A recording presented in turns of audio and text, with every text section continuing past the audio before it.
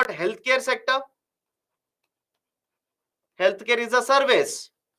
Healthcare is a service, right? For those of you who will keep on asking me how it can become services, injection is there, medicine is there. Healthcare is a service, my dear, right? So healthcare is a service. So healthcare sector, do you think it was affecting negatively? That is, pandemic affected negatively healthcare sector? No. Pandemic actually boosted the revenues in the healthcare sector. But on the other side, what about tourism? What about hospitality sector, etc.? It affected negatively. Second, rising or increasing trade barriers. Now, please do let me know how many of you did read the two articles that I gave on Friday regarding trade barriers that Indian exports are facing. Let me know. How many of you have got time in the last 48 hours? In the last 48 hours, in fact, it is 72. So Friday completely over, Saturday and Sunday, 72 hours. How many of you were able to get time to read about the trade barriers that Indian exports are facing? Right? So basically, all of you are okay with second point now? All of you okay with second point? When I say lot of these exports which will happen from India, they will face trade barriers. Right? That is a very simple point. Do not complicate it. Third one, attracting FDI in only certain sectors. Right? We are attracting FDI, no doubt. But the FDI that has flown into India, it has not flown equally in all the services sector areas. In some of the service sector, it is very high. In some of the services sector areas, it is very, very less. For example,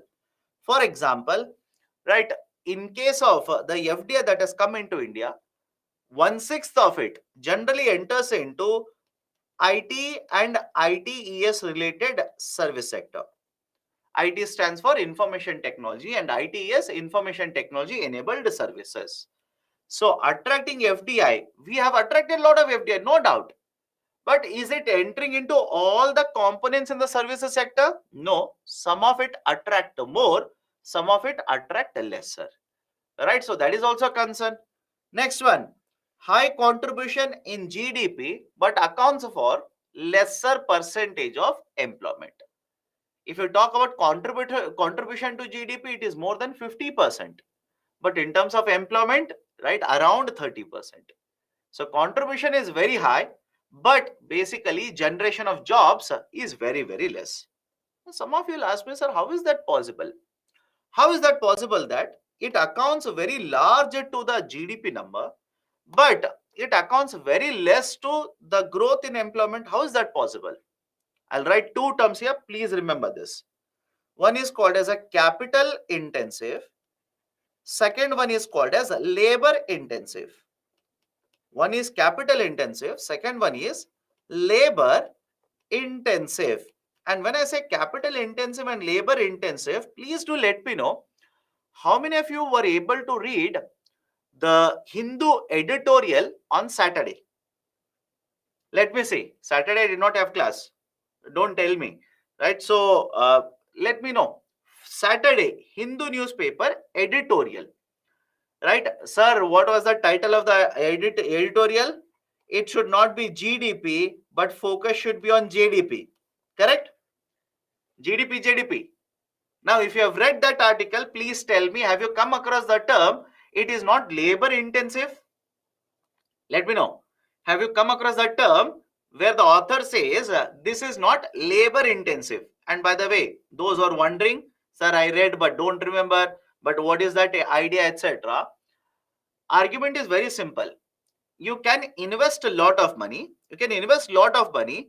But two things. One, when the investment is done in purchasing capital machineries. When investment is done in purchasing capital machinery, and when investment is done and lot of jobs are generated. Rather than investing in machinery, you will invest, but lot of jobs are generated. Please understand, under both of the situations, production can increase. All of you okay with this? Under both of these situations, production can increase. If you purchase a machinery, can you increase production? Yes. Can you hire more people and increase production? Of course, yes.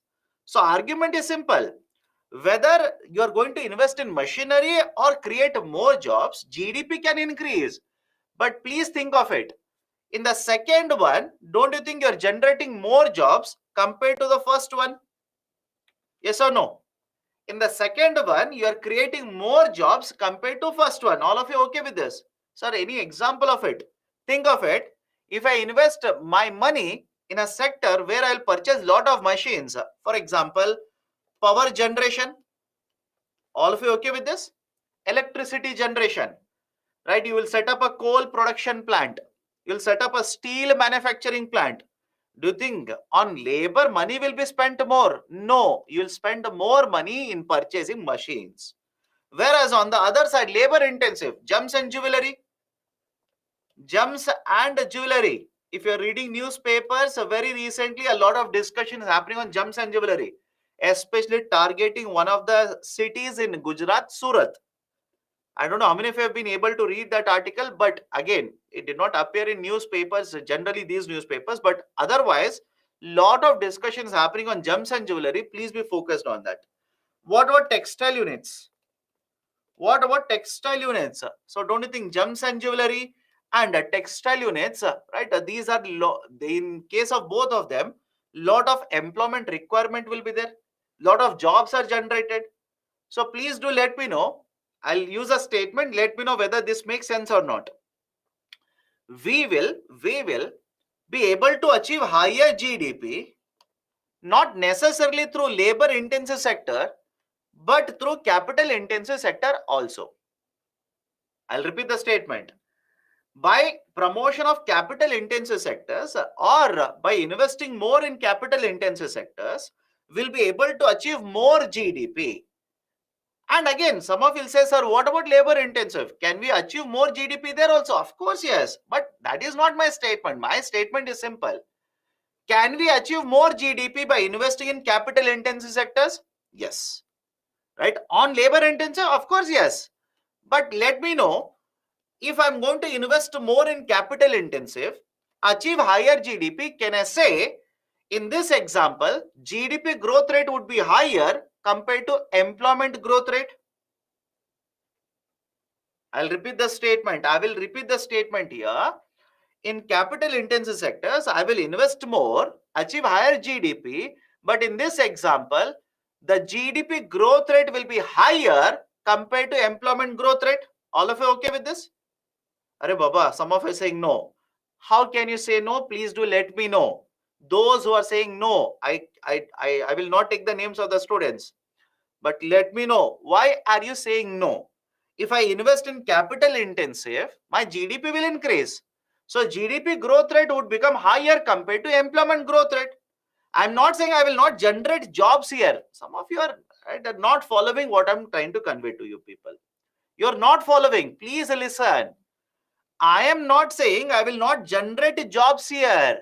My argument is, in this example, my investment in machinery is more. Do you understand? For example, to manufacture this bottle, I can hire 5 people, ask them to manufacture the bottle. But in this example, how many jobs I've generated? 5. Second example, I will hire only one person, spend 50 lakh rupees to purchase a machine. I will ask the person to operate a machine and make a bottle. So in this second example, it is capital intensive. First example, it is a labor intensive. At least now the logic is okay with all of you. Some of you are saying, but sir, jobs are generated, people are there to operate. That was never the argument. The argument was very simple. How many jobs we generate in example 1, right? Jobs generated are very less compared to jobs generated in example 2. Now, please think of it. If you follow a growth where it is capital intensive, can this lead to jobless growth phenomenon? Let me know. I will repeat the statement, and in case of India, it is actually applicable. In case of India, this is actually applicable. Listen to me very carefully. If you invest more in capital intensive industry, and that will generate growth, but not very high job generation, Can I call this as a jobless growth phenomenon? That is, your growth rate is higher. Your growth rate, GDP growth rate is growing at a very fast pace compared to employment growth rate. And that was actually argued. This is required. Generally, I would have discussed it, but this was very nicely argued in the Saturday's Hindu newspaper article. Please read that if you have not read it. Please read that article if you have not read it. Can I simply say, again, if you have read that article, and if there's a question on semiconductor industry, in fact, the argument that was taken was of a semiconductor industry.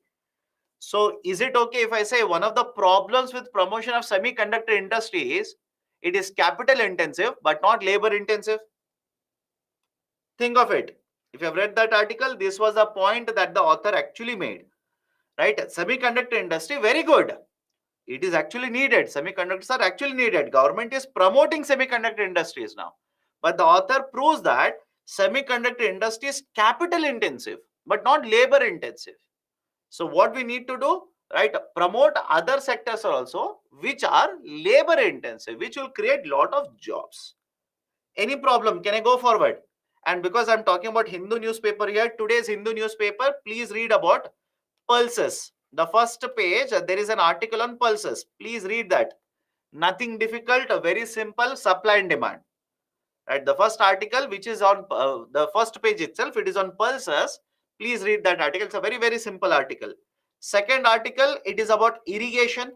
Central page, it is about irrigation. Very recently, there is a lot of concern regarding India receiving one of the lowest rainfalls in the month of August. I hope you understand. Very less rainfall, or the one of the lowest rainfall in the month of August, right, in case of India. So there is a concern. There is a very nice article about irrigation. Do not by heart data. Data is not relevant to you. Data is not at all relevant to you. The third article, I am unable to recollect it now. There is one more article, onion. There is one more article, onion, right, regarding onion, right, lasoon, paz, right, a lot of discussions happening regarding all these agriculture commodities. Please read that. Right, onion prices. Regarding onion prices, lot of discussions happening, right? Yesterday there was article regarding 40% export duty. Today it is about buffer. Today it is about a buffer, right? It is about having buffer stocks of onion, right? Increasing the buffer stocks of onion in case of India. So three very important articles, right, from Hindu newspaper, today's newspaper. Please read it.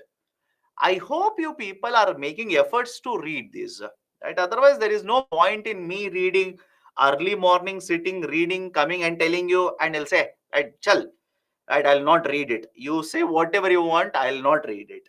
So please make efforts. It is for your benefit. Okay, done. Now, sir, any articles in Indian Express, my dear? Indian Express, the PDF edition is available at 6 o'clock.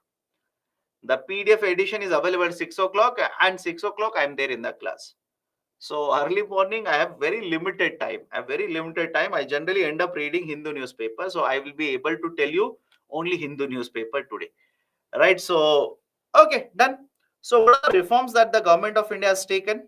What are the reforms that government of India has taken to promote services sector? First one, Startup India. We'll discuss it now. Startup India will discuss.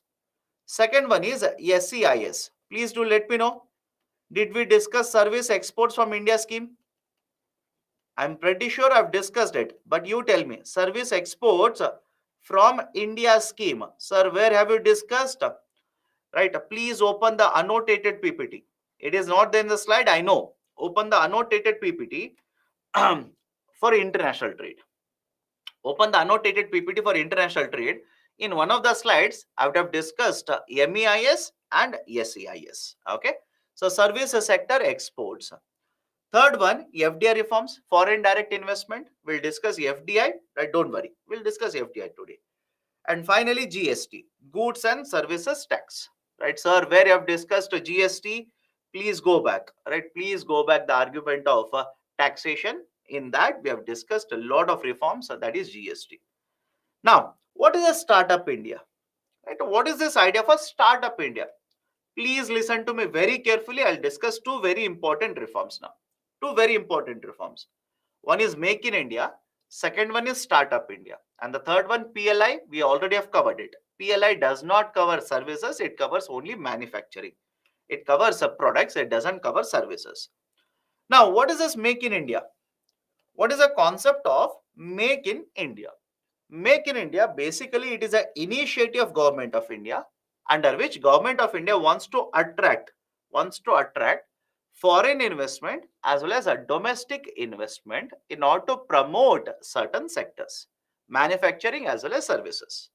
I will repeat it again. Under Make in India, Government of India, it's an initiative. It's an initiative of Government of India wherein they want to promote manufacturing and services by attracting investment from the domestic market as well as investment from the foreign market. Next, sir, how many areas are covered under manufacturing? How many areas are covered under services? Please remember the number. Do not by heart them. Right, length is very right. The number of sectors is very high. It's very lengthy list. Do not by heart. Try to remember 2 to 3 at least. Try to remember 2 to 3. And again, these are not very new. Most of you'll be able to remember them. For example, shipping and railways. Please tell me, is it difficult to remember shipping and railways?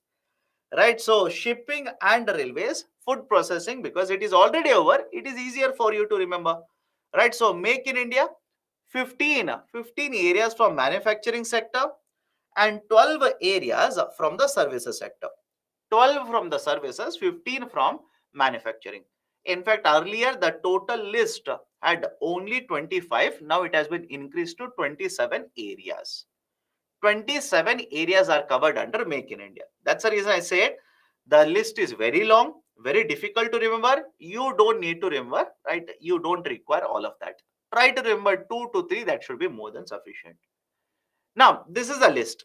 What are we trying to achieve? What are we trying to achieve with Make in India? Let's start. Point number one, it will attract lot of investment. We want to attract lot of investment from the domestic market as well as foreign market. So investment will be promoted.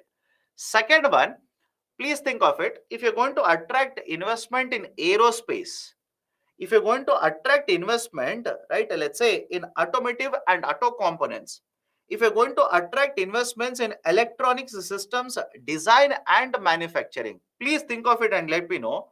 Will you attract lot of investment in research and development as well? Think of it. Will you be able to attract lot of investments? Will the investment in R&D also start increasing? Of course, answer is yes. Of course, answer is simply yes.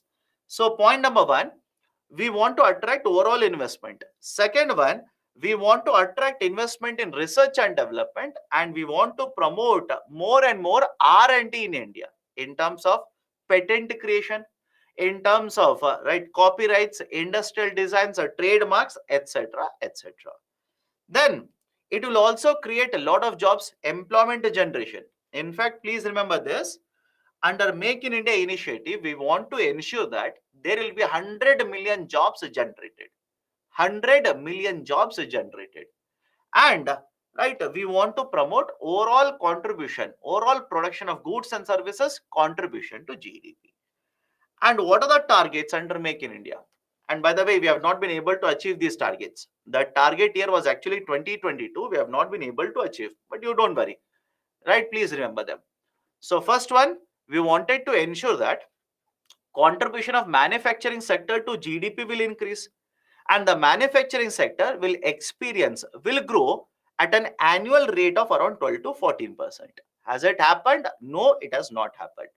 And again, reason are multiple, the domestic reasons as well as the global reasons. For both, because of both of them, we have not been able to achieve right, the objectives as stated under Make in India. So first one, industrial growth rate target was 12 to 14% per annum. Second one was we wanted to create 100 million jobs under Make in India.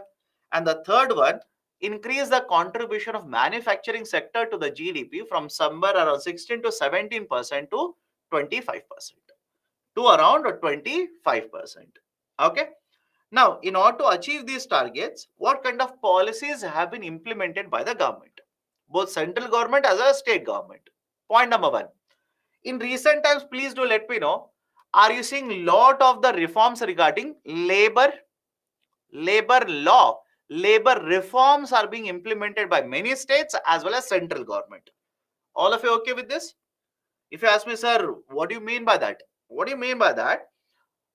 Couple of months ago, right, 1.5 month ago itself, some of the states such as Tamil Nadu and Karnataka, did they amend their labor laws? Those who have read, right, please answer me, and those who have not read, please start reading. Right, they have amended their labor laws. Why? They wanted to attract foreign companies such as Foxconn, such as certain mobile manufacturers. Argument is simple: by making it easier for the foreign companies, you will be attracting a lot of investments. So labor reforms are being implemented both by the central government as well as state government. Right, state of Karnataka, Tamil Nadu, Rajasthan, etc. All these states are amending their labor laws. And please remember, when I say labor laws, please remember this particular idea. Labor laws is a concurrent subject. Labor laws is a concurrent. Concurrent means what? Both the central government as well as state governments can frame laws on the subject. And that is a precise reason in case of India, you will see central government also has certain labor laws. State governments also have certain labor laws. So state government and central government, they are changing their labor laws, amending the labor laws in order to make it easier for the companies. Second one, most of the sectors now are open under FDI. That is, under FDI, foreign companies can bring money, invest in most of the sectors in India. Third one, goods and services tax, ease of doing business. Right, so government is also implementing many of these reforms, such as reforming the indirect taxation structure in order to attract investments in India. Corporate tax rate has been reduced from 30% to 22%. And finally, many other reforms in order to promote ease of doing business in India. For example, single window clearance mechanism, single window clearance system, etc. So these are some of the policies or reforms. Again, please understand, these are some of them. Think of it. Can I say PLI will promote Make in India? Let me know. PLI will promote Make in India. What about DLI? Design linked incentives. Will it promote Make in India? So there are many initiatives. This is just a sample. This is just a illustration. There are multiple initiatives which will promote manufacturing in India. Now, what has been the achievement? What has been the achievement? Point number one, we have been able to attract a lot of foreign direct investment into India. India is one of the largest receiver of foreign direct investment. Second, right, because of these reforms, it has become very easy to conduct businesses in India. It has become very easy to promote manufacturing, right, investment, hire labor, etc. It has promoted ease of doing business in India. And in many of these individual sectors, we have been able to attract a lot of investment, right? Promoted the production rather than importing, we are exporting now. Can I give you one example? Mobile manufacturing. Think of it. One best example for this is mobile manufacturing. Rather than importing mobiles now, we are actually the exporter of mobiles. So can I say that is some of these individual sectors which are experiencing the benefit of the growth in the industrialization. Now, right, what are the concerns? What are the issues? What are the problems related to Make in India? Point number one, higher tariff on the imports of the product. The government in the last couple of years has implemented certain policies. Point number one, where they have increased the taxes. Tariff is nothing but tax. Where they have increased the taxes on the products, right, raw materials, inputs which are needed to produce a good in India. Please think of it. Don't you think there is an argument? Many experts argue that government should not be increasing tariffs on these imports. Yes or no? Government should not be increasing the tariffs on these exports. I'll give a very simple idea. Many of you will ask me, sir, why? Why should we not impose a tariff on these imports? Argument of certain experts is that if you want to promote competitiveness in the domestic market, you will have to reduce and abolish trade barriers. I will repeat the statement here. Please understand this. You will have to reduce and abolish trade barriers. Do not increase the trade barriers. Reduce and abolish trade barriers. Why? Imagine we are manufacturing this bottle in India. Can I say one way to promote competitiveness of domestic manufacturer is to allow free flow of imports, so that the domestic manufacturer either will have to pick up the game, will have to increase efficiency, compete with the import, or right basically perish during the competition. Think of it. I'll repeat it again. Again, I hope you understand. Some of you will support this argument, some of you will not support it. That's the reason there are two sides. Always there are two sets of experts. Some experts argue that if you want to promote productivity, competitiveness of India, do not impose more trade barriers, remove trade barriers, so that imports will start flowing. Domestic manufacturer, in order to compete with the import, will increase efficiency, will increase competitiveness, will increase productivity, and in the process, it will benefit overall industries in India. All of you are okay with this? But another set of experts argue that no, we will not allow that to happen. We should not allow that to happen. What if the companies perish? What if domestic companies end up shutting down? Then we are dependent on the import. So I hope you understand. I hope you understand. There are two sides to argument. There are always two sides to argument. Right? Some experts say, do not make them much more inefficient, promote efficiency. And moreover, please think of it. Whenever you impose a trade barriers, don't you think some of the supply chains are very complicated? Think of it. Some of the supply chains are very complicated. You cannot develop those supply chains in a very short time period. Sir, what do you mean by this? I'll give the best example. Semiconductors. Semiconductors. Are you coming across the concept of semiconductors in recent times or not? Do you think it is very easy to promote production of semiconductors in India? Think of it. Do you think it is so easy? If it was so easy, governments have been trying it. It's not the first time. Governments have been trying it for many years now. Many governments have tried it. It's not that easy. Why? You need right a lot of complicated supply chain. It's a very complicated supply chain initiative. So lot of issues will be affecting whether we are able to promote semiconductor production in India. And that's the reason, if you're reading newspapers, one very large company, Micron, they wanted to invest in India in one of the state. They cancelled it there. They have shifted to one more state. They want to invest in another state now. Why? It's very complicated. These are very complicated supply chains. Now think of this even in case of laptops. This was the argument of some of the experts. Promotion of manufacture of laptops, which requires a lot of semiconductors, by the way, which requires a lot of semiconductors, PCs, laptops, etc. Right? For that, you have a trade barrier now. You have given a time period of 3 months. Do you think within the 3 months, you'll be able to develop the whole complicated supply chain for manufacturing a laptop? Think of it. We want to do what many countries take years to develop in 3 months. That is the criticism. That is the concern regarding these kind of policies. And please think of it. If government will keep on changing the policies like this, will it not affect investor confidence in India? Will it affect this or not? So if government will keep on changing policies like this, on one side you will say make in India, produce in India, etc. But you are importing certain raw material, you are importing certain input. Now suddenly government will impose a trade barrier. Will it affect investment confidence? Of course, yes. It will have a huge impact on investor confidence in India. So I hope you understand the argument. Again, please do not start criticizing me. Do not take only one side of the argument. Have both the sides of the argument. And based on whatever question they ask, based on that you write the answer. So I've told you, yes, by imposing trade barriers, you are protecting domestic manufacturing. That is the reason you are imposing these trade barriers. But when you impose the trade barriers, are you not basically ensuring that these companies will not compete with international companies? Are you not basically ensuring that they will not be much more focused on their efficiency? That is the counter argument.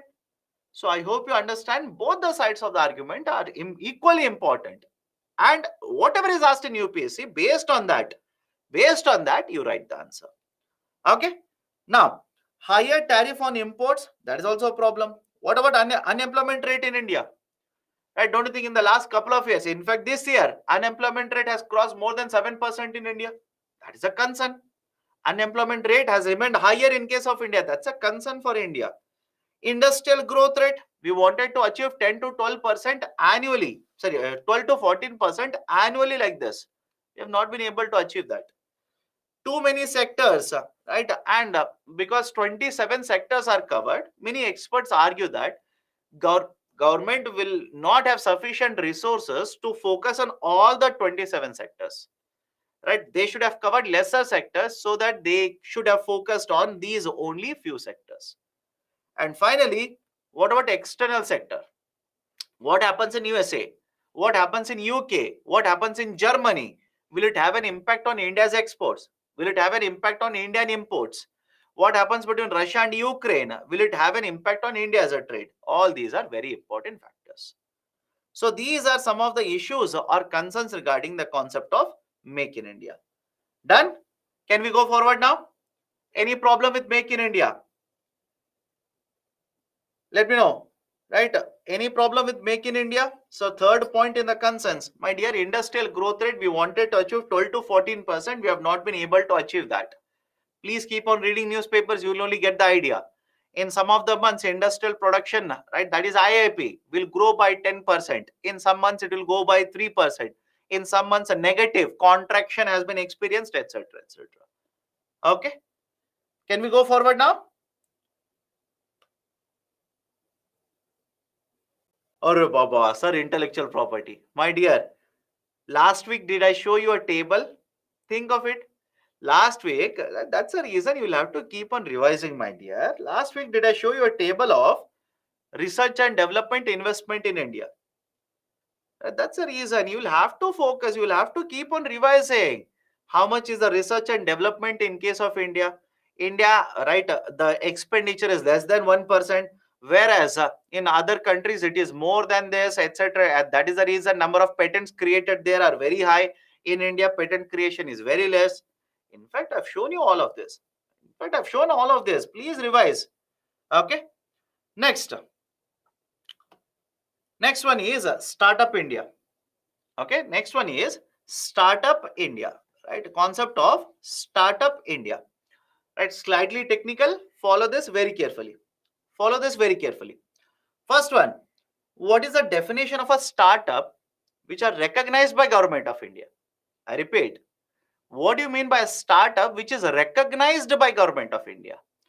The startup which is recognized by Government of India will have to satisfy three conditions. One, it has to be registered. So registration where? It has to be registered under Companies Act. It has to be registered either under Companies Act or Partnership Act or Limited Liability Partnership Act. Please remember this. It has to be registered either under Companies Act or Partnership Act or Limited Liability Partnership Act. There are three acts in case of India. Please remember this. You will have to be registered under one of the three acts. Companies Act of 2013, Partnership Act of 1932 or Limited Liability Partnership Act of 2008. Point number one. Point number two. From the date of registration, from the date of incorporation. Incorporation means from which date you actually established a company. From the date of registration, the company should not be more than 10 years old. The company should not be more than 10 years old. For example, let me know. If you incorporate a company in 2000, right, let's say 12. Imagine you incorporated, started a company in 2012. Is it more than 10 years old? Let me know. Is it more than 10 years old? Yes or no? Very simple calculation, by the way. If you incorporate a company in 2020, now is it more than 10 years old? No. So point number one, right? It is 10 year more than 10-year old. Point number two, it is less than 10-year old. So second point, have a look at this. The years from the date of incorporation should not be more than 10 years. Point number three, from the date of incorporation, every year, in each of the year, the revenue, the turnover is nothing but revenue. The revenue should not have crossed more than 100 crore rupees. Very simple. The revenue or the turnover should not have crossed more than 100 crore rupees.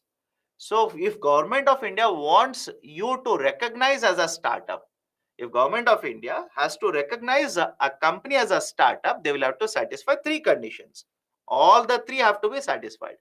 First one, you should be registered under one of the three laws of Government of India. Second one, from the date of incorporation, your company should not be more than 10 years old. And the third one, every year or in each of the year, your revenue should not have crossed more than 100 crore rupees.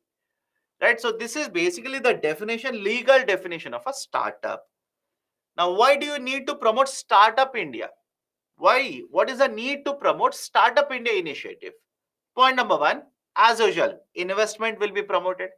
Second one, employment will be generated. Third one, these startups are new age enterprises, new age business. New age business means what? These are not focused on traditional areas.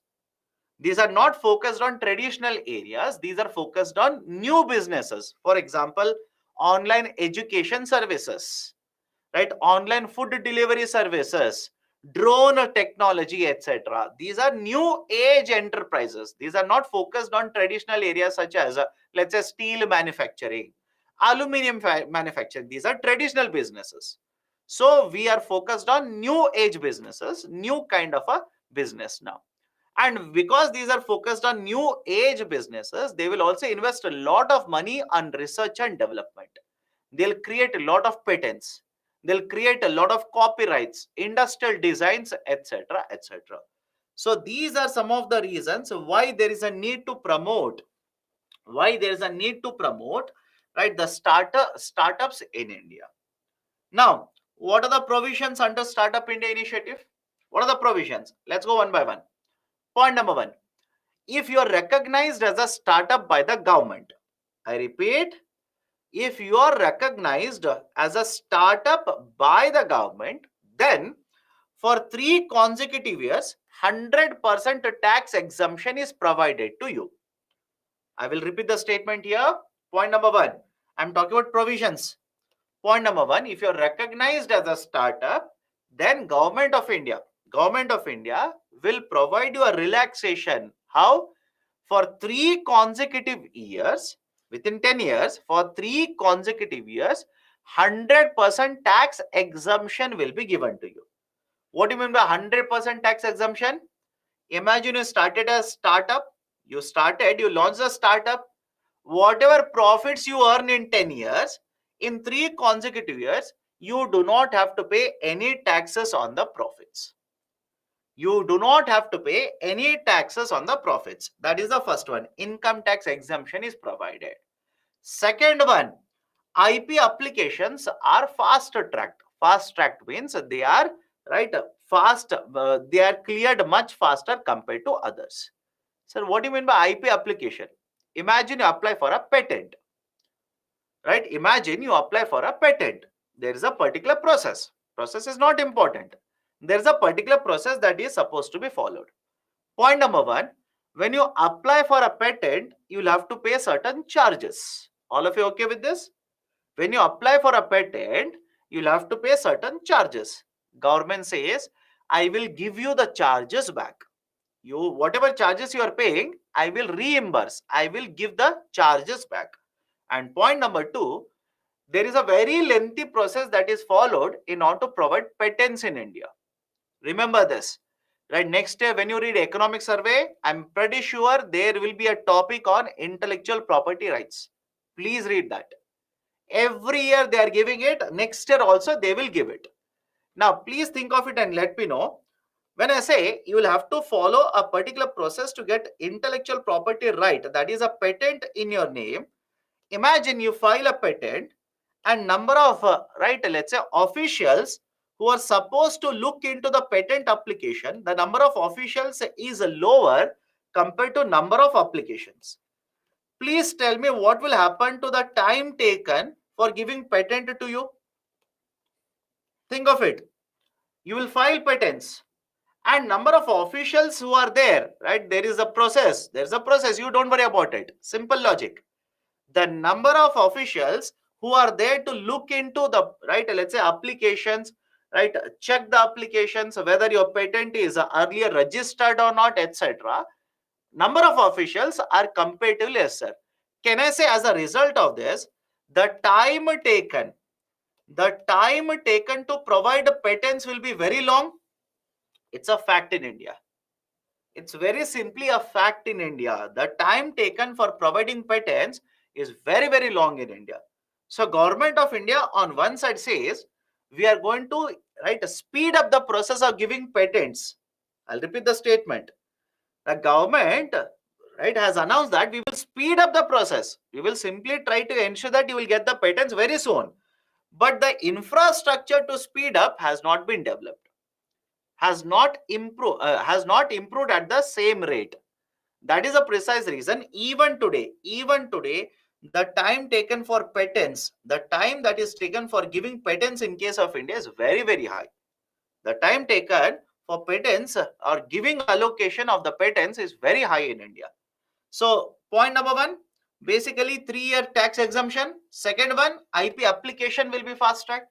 Third one, self-certification. What do you mean by self-certification here? Imagine you started a company. Okay, you started a company, you've hired a lot of people, you're producing goods. Now, there are certain laws that you're supposed to follow. You're supposed to take care of your labor. You're supposed to provide, let's say, water services, right? You're supposed to provide, certain other, additional services to labor. You're supposed to maintain register of the entry, etc., etc. Generally, what government says is, I will appoint certain officials who will go to the industries and they will do the inspections. Very simple. They'll go to the industries and they will do the inspections. All of you okay with inspections here? Anybody has a doubt, sir, why inspection need to be conducted? Right? What is the reason? Then I'll simply ask you to watch Guns and Gulabs. Right? Again, not recommended for UPSC, but I'm pretty sure a lot of you have already seen that particular web series. If you have seen it, good. If you have not seen it, is it required for UPSC? Absolutely no. Right? Then you'll understand what you mean by inspection. So government has certain guidelines, the measures have to be followed by all the manufacturers. Now, how does government ensure that you will abide by all these provisions? Right? How? They will send inspection team. Now think of it. If the inspection team comes to the startups, can there be harassment of the owners? I'm not saying it will definitely happen. I'm saying, can there be harassment by the officials for these startups enterprises? Of course, yes. Officials will harass them. Right? Many cases it has happened. There is a probability. There is a probability of harassment of the taxpayer, harassment of the companies. Now, that is the reason what government of India says is, I will not send any inspection. I will not send any team for inspecting, the startups. What they have to do is, they will have to give me a self-declaration. Simple. All they have to do is, they will have to give me a declaration saying that whatever laws are applicable to them, they are following them. And because they are giving me a self-declaration, I will not be sending any inspection team to these startups. All of you okay with this? This is called as self-certification. This is called as a self-certification. All of you okay? Can I go forward now? Next one is a fund of funds. Next one is a fund of funds. Now, what is this fund of funds? Let me explain. Let me explain this. What is this fund of funds? Central government, imagine this. Imagine central government will invest in a startup. central government will invest in a startup, have certain ownership in the startup. How many of you would prefer this kind of a funding pattern by the central government? Think of it. Central government, right, has funds. They want to invest in startups because startups also require money. Central government will invest and have certain ownership in the startups. If you are launching a startup, would you want this kind of ownership structure? Please do let me know. Answer should be no. Point number one, central government's duty is not to own startups. They should provide funding. Central government should provide funding, but not have ownership in the startups. That is not how central government should operate. That is the precise reason. What central government has done is, central government has created a fund. They have created a startup fund. And this fund is called as a fund of fund. Why this is called a fund of fund, you will understand. Just give me a minute. Now, what they will do is, from a fund of funds, they will take money and give it to financial institutions. Financial institutions. Sir, what kind of financial institution? There is a financial institution by the name of alternate investment funds. I'll come to this, just give me a minute. Alternate investment funds. Alternate investment funds, AIFs.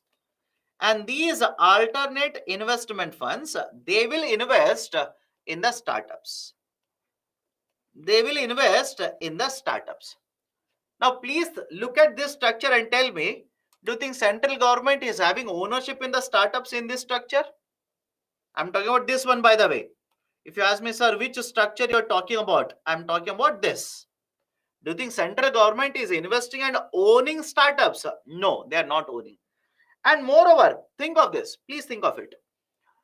Rather than central government making an investment, don't you think private sector institutions are better suited to make investments in startups? Yes or no? Private sector institutions, they are better equipped. They have better experts. Government duty is not that. That is the reason this model is followed by the government. That is the reason this kind of a model is followed by the government. Right? This is called as a fund of funds. This is referred to as a fund of funds. Now, coming to the point, sir, what is this alternative investment funds?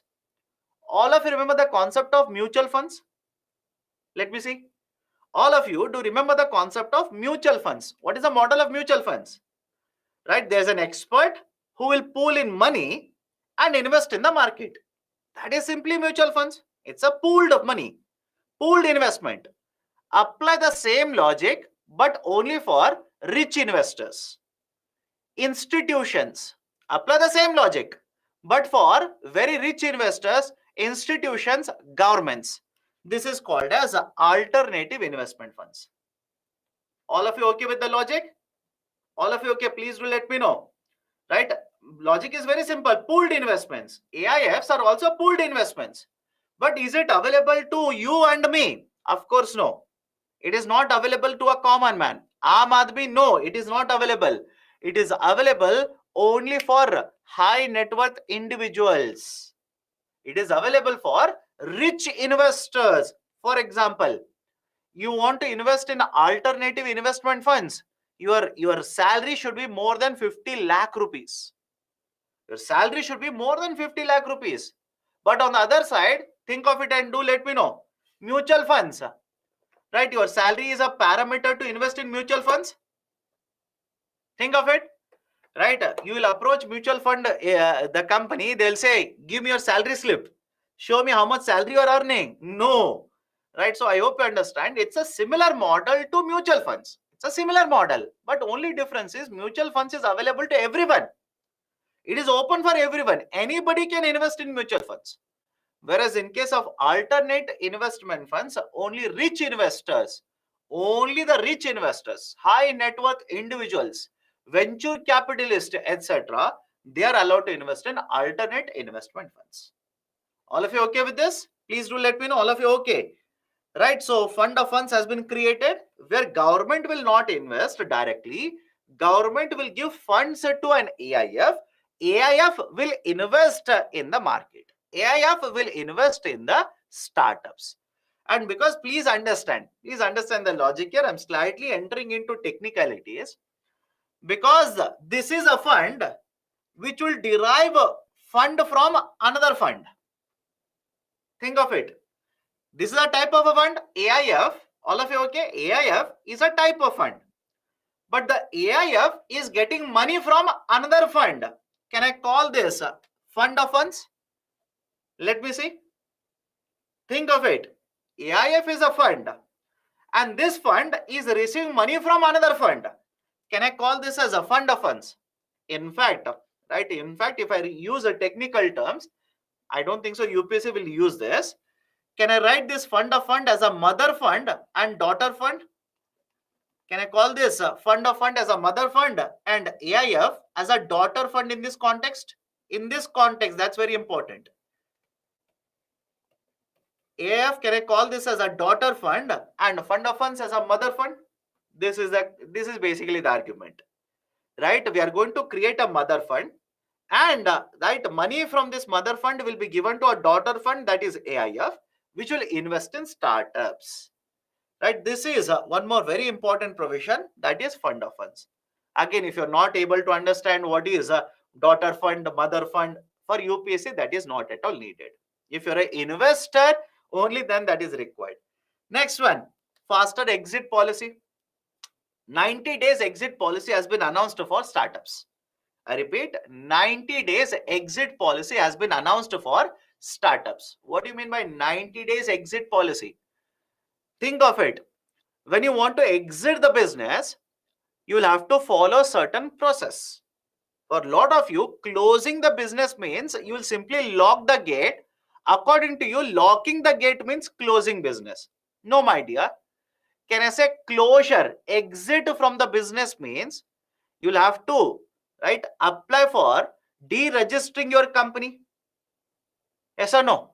You will have to apply, give an application to deregister your company, because you applied for registration, you have to apply for deregistration. Second, you owe certain amount of money to Government of India. You will have to clear all the dues for Government of India. You applied for getting electricity connection. You will have to cancel the electricity connection. You applied for water connection. You will have to cancel for water connection. So when you say exiting the business, when you say closure of the business, you will have to follow a certain process. Government of India says, now for the startups, I will provide a policy of 90 days exit. Within 90 days, I will help them exit from the business. Faster exit mechanism also has been implemented. Okay. Lastly, public procurement. Government of India has a public procurement norm. Correct? Yes or no? Right? Friday. Government of India has a policy for public procurement. So government says, whenever I'm going for a public procurement, I will give certain relaxations. I will also consider the startups in the public procurement norm. Right? So these are certain very important provisions of Startup India. Please remember them. Please remember them. Now, what has been the achievement? What has been the achievement of Startup India initiative? One, India houses one of the largest startup ecosystems in the global market. That is, the number of startups in India are very, very high. How many you don't remember? From 1 year to next year, numbers will keep on changing. It houses one of the largest startup ecosystem. Usually they will give the ranking. They'll say India is the third largest startup ecosystem, second largest startup ecosystem, like this. Second, we have been able to attract a lot of investment under startups. We have attracted a lot of investments under startups. Third one, number of patent applications in case of India in the last couple of years, number of applications have increased. Right? So these are certain achievements of Startup India. Then what are the concerns? What are the issues related to Startup India? What are the issues? Point number one, lot of startups are set up doesn't mean they will have a model through which they can generate revenues in the economy. I will repeat the statement. Understand this very carefully. You will have lot of startups which are set up right? Day in and day out in India. But doesn't mean all these startups will have a revenue model which is sustainable for them. Because remember this very carefully, whenever you start any company, initial investment will be very, very high. Revenues will come very slowly. Is it okay? I'll repeat the statement. Whenever you start any company, initially you will have to invest a lot of money. Revenues will come very slowly. And that is the precise reason many of the startups, one, they will not be able to sustain competition with other companies. Second, they are spending a lot of money. They're spending a lot of money, right? They are not able to earn revenues. At the same point of time, they are not able to raise funding as well. Have you come across the term funding winter? Let me know. In recent times, have you come across the term funding winter? Yes or no? Those who have read newspapers, they will know this. Startups are finding it very difficult to raise money, very difficult to raise funds from the market, especially this year. Especially this year, funding has dried out. So on one side, you're a startup, means what? Your expenses are very high. And because you're a startup, your revenues are not very large. You'll get the revenue, but not immediately. Over a period of time, you'll start generating revenue. And on the other hand, you're not able to generate funds also. You're not able to raise funds in the market. And fourth, in many cases it has happened. Startups have invested money in research and development. They have created a product. But they are not able to create a product which is cost effective, which can be acceptable to the market. Right? They will use a term scalability problem. Are you able to understand this? They will use the term scalability issue. Scalability issue means what? Imagine I'm a startup. I invested a lot of money. I created a product. But don't you think the product is important, and equally important is what is the price of the product? What if I don't create a product which is price effective, which is a lesser pricey in the market? What if the price is very, very high? I will not be able to compete in the market. So that is the reason scalability is becoming a problem for a lot of these startups. They have products, but a price conscious market such as India, I repeat, a price conscious market such as India, if you do not have the right pricing, you'll not be able to scale the product. You'll not be able to get customers for this. So funding issues. Very few startups are getting benefit of these, all these reforms because of external and internal factors. And time for patents in India, even today, it is very, very high. So these are some of the issues, some of the concerns regarding the Startup India initiative. Okay, done? Any problem here? Right, so these are the two very important initiatives. Right, can we go forward? Sir, why only high net worth individuals can invest in AIF? My dear, that's a model. That's a model that has been created. Otherwise, then there is no difference between a mutual fund and an alternative investment fund. Even in case of AIF, if everybody was allowed to invest, then what is the difference between an AIF and a mutual fund? Think of it. Then what is the difference? No difference. That is the reason in case of AIFs, there are three categories: category 1, category 2, category 3, etc. etc. Right? There are different types of investors who are allowed in AIF and mutual funds. Okay, done. Right, this we have discussed last week. Please have a look at it. Okay, right. So India's research and development, how much money we are investing compared to other countries, right? How much money in India? What has happened to the investment? Right, how much percentage will come from the government? How much percentage from private sector? Please have a look at all of them. You will have to read all this. You have to read all of this. In books, they will not give you this, but in current affairs, you'll come across all of this. Done. So these are certain very important points regarding the concept of industries and the policies and the latest current affairs regarding industries. Anybody has any kind of a doubt, please let me know. Otherwise, we can take a break. Right? I'll address your questions, then we can take a break. Questions are there. We'll solve the questions today. What is CCI? Competition Commission of India. It is a statutory body. Competition Commission of India will basically try to address any right? The policies of the government, I'm sorry, any policy of the private sector, not the government, any policies or any activities of the private sector which are going to hurt the customers. Self-certification, there are certain laws that you're supposed to follow. You do not have to be worried about inspection. You can self-declare. You can self-declare to the government saying that you're following all the laws. What is full form of ICI? Index of 8 core industry. It is there in the slide only. Sir, what do they put in patents? What do they put means what? I don't understand the question. What is funding winter? The funds which are going to the startups have dried out, have slowed down. That is the reason this is called as funding winter. What is Udyam portal? Again, please read, Baba. Go to the Udyam portal. Everything is there only. Right? I cannot discuss everything about Indian economy in the classroom. You will have to do certain right reading by yourself. Okay. Okay, done. So let's take a break then. 7:53. Okay, I'll start at 8:05.